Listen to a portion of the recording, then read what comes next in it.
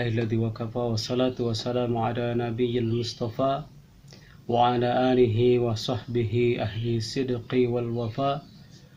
Asyhadu an la ilaha illallah wahdahu la syarika lah wa asyhadu anna Muhammadan abduhu wa rasuluhu al-mab'us rahmatan lil alamin. Uhayyikum ma'asyiral ikhwani wa akhwati jami'an bi tahiyatil islamil khalidah wa tahiyatil islamis salam. Assalamualaikum warahmatullahi wabarakatuh. Jamaah yang dirahmati Allah Subhanahu wa taala, puji syukur marilah kita panjatkan kehadirat Allah Subhanahu wa taala. Alhamdulillah, pada kesempatan yang baik ini kita masih diberikan oleh Allah Subhanahu wa taala berbagai macam kenikmatan. Nikmat sehat dan yang dengannya kita bisa melaksanakan ibadah saum sampai dengan hari ini, dan nikmat iman tentunya yang merupakan nikmat paling sempurna yang diberikan Allah Subhanahu wa taala kepada setiap muslim. Dan mudah-mudahan kita semua menjadi orang-orang yang pandai bersyukur. Amin ya Allah ya rabbal alamin. Salawat berkelindan salam semoga terlimpah curah kepada junjungan kita baginda Rasulullah Muhammad sallallahu alaihi wasallam, juga kepada keluarganya, para sahabat ridwanullah alaihim jami'an, dan insyaallah sampai kepada seluruh umatnya hingga akhir zaman, dan mudah-mudahan kita termasuk di dalamnya, dan insyaallah kita memperoleh syafaatul uzma kelak di yaumil qiyamah. Amin ya Allah ya rabbal alamin. Jamaah yang dirahmati Allah Subhanahu wa taala, Rasulullah SAW adalah pribadi yang sempurna, dan kesempurnaan ini dijamin oleh Allah Subhanahu wa taala melalui firman-Nya, laqad kana lakum fi rasulillahi uswatun hasanah, bahwa beliau adalah uswah yang terbaik, bahwa beliau adalah teladan sepanjang zaman yang dengan kita sebagai seorang muslim mengikuti bagaimana beliau menjalani kehidupan, maka itu adalah wasilah menuju keselamatan kita baik di dunia maupun di akhirat. Jamaah yang dirahmati Allah Subhanahu wa taala, karenanya menggali kehidupan Rasulullah SAW dengan seluruh sisi dan dimensinya tidak akan pernah selesai. Tidak akan pernah habis laksana mata air yang terus-menerus memancarkan segarnya air dan inspirasi yang tentu saja memberikan banyak kebaikan buat kita sebagai manusia menjalani kehidupan di dunia. Terlebih bahwa Rasulullah SAW adalah seorang pemimpin sejati. Beliau adalah the great leader yang karenanya tidak berlebihan jika para pemikir, para teoritis kepemimpinan, seperti halnya misalkan Michael T. Hart, menuliskan nama beliau dalam nomor paling pertama sebagai manusia yang paling berpengaruh di atas planet, di atas muka bumi. Jamaah yang dirahmati Allah Subhanahu wa taala, di antara model kepemimpinan yang ditunjukkan oleh Rasulullah SAW adalah kepemimpinan yang disebut dengan total performance. Model kepemimpinan ini adalah puncak dari seluruh model kepemimpinan, di mana bahwa jika seseorang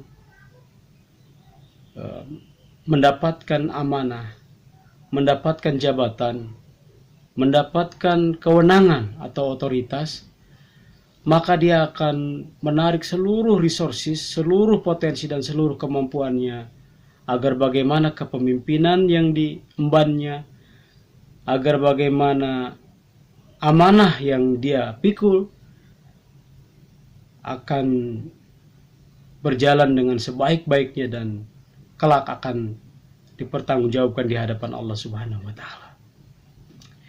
Inilah model kepemimpinan total performance. Dan beginilah model kepemimpinan yang dipraktekkan oleh Rasulullah SAW. Ya, dengan gambaran yang singkat, beliau menyatakan, "Lau ta'lamuna ma a'lamu, la dhahiktum qalila wa la baqaitum katsira." Seandainya engkau tahu apa yang aku pikirkan, apa yang aku ketahui, la dhahiktum qalila wa la baqaitum katsira, maka engkau akan sedikit tertawa dan akan banyak menangis. Karena begitu berat beban kepemimpinan itu. Nah, ikhwas sekalian dirahmati Allah Subhanahu wa taala. Rasulullah SAW, ya, sebagaimana masyhur ditulis oleh para mu'arikh, oleh para sejarawan, oleh para penulis sirah, mempraktekkan model kepemimpinan ini. Bahwa ketika beliau, ya, menjalani titah dari Allah Subhanahu wa taala, mengeluarkan kaum muslimin, ya, menyebarkan risalah Islam kepada manusia, maka seluruh potensi hidupnya, seluruh resources kehidupannya beliau persembahkan untuk kesuksesan di dalam mendakwahkan Islam. Dan kita bisa lihat dalam sirah misalkan, ya, bagaimana Rasulullah SAW, ya, yang sebetulnya punya akses terhadap kemampuan finansial yang baik, ya, ditopang oleh tentu saja oleh sang istri Khadijah yang juga adalah seorang yang kaya raya. Tetapi kemudian di akhir kehidupan Khadijah misalkan, saat beliau menghadapi sakaratul maut, ya, beliau berada di pangkuan Rasulullah SAW, dan ketika itu tidak ada yang bisa digunakan untuk kain kafan untuk membungkus jenazah seorang Khadijah, dan karenanya Rasulullah SAW menggunakan sorban beliau untuk dijadikan sebagai kain kafan. Padahal kita tahu dalam sejarah dicatat bahwa Khadijah adalah seorang yang kaya raya. Beliau dinobatkan, ya, sebagai the Queen of Makkah, Ratu Makkah, karena sepertiga dari kekayaan yang berada di Makkah itu adalah milik seorang Khadijah. Tetapi kemudian kekayaan itu, sumber-sumber finansial itu kemudian dipersembahkan oleh Khadijah untuk mendukung dakwah Rasulullah SAW, yang dengannya kemudian tidak tersisa, ya, harta yang melimpah itu lagi di dalam kehidupan keluarga sang Nabi. Nah, jemaah yang dirahmati Allah Subhanahu wa taala, inilah kepemimpinan yang kita sebut dengan kepemimpinan total performance. Ya. Ya, kepemimpinan yang dipikul oleh seseorang yang kemudian dengannya orang tersebut akan menyedot, membetot seluruh kekayaan, seluruh pikiran, bahkan hati dan batinnya akan selalu, ya, dipenuhi oleh tentang bagaimana cara menyelesaikan persoalan-persoalan umat. Makanya kalimat terakhir yang terucap dari lisan Rasulullah SAW saat beliau menghadapi sakaratul maut, ummati, ummati, ummati, umatku, umatku, dan umatku, menunjukkan bahwa perhatian beliau terhadap umat, terhadap keselamatan umat, rakyat, dan masyarakat berada di atas seluruh kepentingan personal dan seluruh kepentingan-kepentingan yang lain. Dan karenanya model-model kepemimpinan seperti ini akan mengabadi. Ya, para sejarawan akan mencatat model-model pemimpin seperti ini, dan sejarah akan terus mencatatnya dengan tinta emas. Yang ini pula kita bisa lihat pada bagaimana sahabat-sahabat yang mulia juga melakukan hal yang sama. Umar bin Khattab misalkan, beliau berjanji tidak akan mencicipi minyak samin sampai beliau bisa mensejahterakan umat. Dan kita lihat dalam sejarah kehidupan seorang Umar bin Khattab saat beliau meninggal, beliau meninggalkan 2 tanda hitam di tubuhnya. Pertama, tanda hitam di mata yang menunjukkan beliau banyak menangis karena beliau takut kepada Allah Subhanahu wa taala atas amanah kepemimpinan kekhalifahan yang berat itu. Dan tanda hitam di pundak beliau yang itu adalah bekas dari beliau selalu dalam sepertiga malam terakhir, ya, di tengah gelap gulita beliau berkeliling dari rumah ke rumah memikul sekarung gandum untuk diberikan kepada rakyatnya yang saat itu sangat membutuhkan. Begitu juga yang dilakukan oleh seorang Umar bin Abdul Aziz saat beliau selesai dibaiat, ya, sebagai seorang khalifah, maka dalam waktu hanya dalam 2,5 tahun beliau memikul amanah itu dan kemudian capaian-capaian kesejahteraan sangat monumental ketika itu. Ya, tidak ada lagi orang yang mengantri zakat, dan kemudian juga Baitul Mal yang menampung seluruh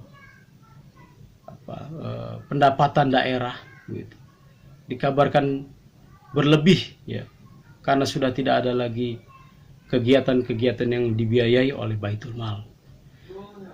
Yang kemudian juga perbaikan-perbaikan dari aspek-aspek yang lain dari sisi birokrasi dan lain sebagainya juga bisa diselesaikan oleh seorang Umar bin Abdul Aziz, ya.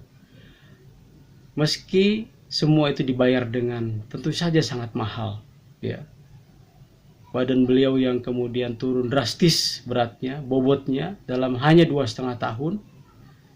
Dan dalam satu riwayat dikatakan selama 2 tahun beliau memimpin kekhalifahan itu beliau tidak pernah melaksanakan mandi junub. Dan juga kita bisa lihat dalam leksikan kepemimpinan, ya, para pendiri bangsa kita. Bung Hatta misalkan, ya, beliau bahkan sampai menunda pernikahan beliau, ya, meskipun orang wanita yang sangat beliau cintai itu, ya, sudah sangat mengharapkan beliau, tetapi beliau kemudian menolak itu semua karena beliau berjanji pada dirinya tidak akan menikah sebelum Indonesia merdeka. Karenanya kepemimpinan seperti ini, kepemimpinan yang total performance ini sangat kita butuhkan saat ini untuk menyelesaikan persoalan-persoalan bangsa. Karena bangsa kita sekarang tidak membutuhkan kepemimpinan yang hanya berbasiskan pencitraan, kepemimpinan yang hanya berdiri di atas agitasi, manipulasi politik, gitu. Dan bukan pula kepemimpinan yang diperoleh dengan kampanye yang agitatif, ya. Sementara ketika kepemimpinan itu diperoleh, maka selesai sudah apa yang dia sampaikan pada saat kampanye, ya, pada saat awal-awal meraih dukungan publik. Semoga Allah Subhanahu wa taala menganugerahkan kepada kita pemimpin-pemimpin yang memiliki integritas, pemimpin yang total performance, yang dengannya akan menyelesaikan persoalan-persoalan bangsa dan akan membawa Indonesia keluar dari krisis besar yang kini sedang menjerat kita semua. Billahi taufiq wal hidayah. Assalamualaikum warahmatullahi wabarakatuh.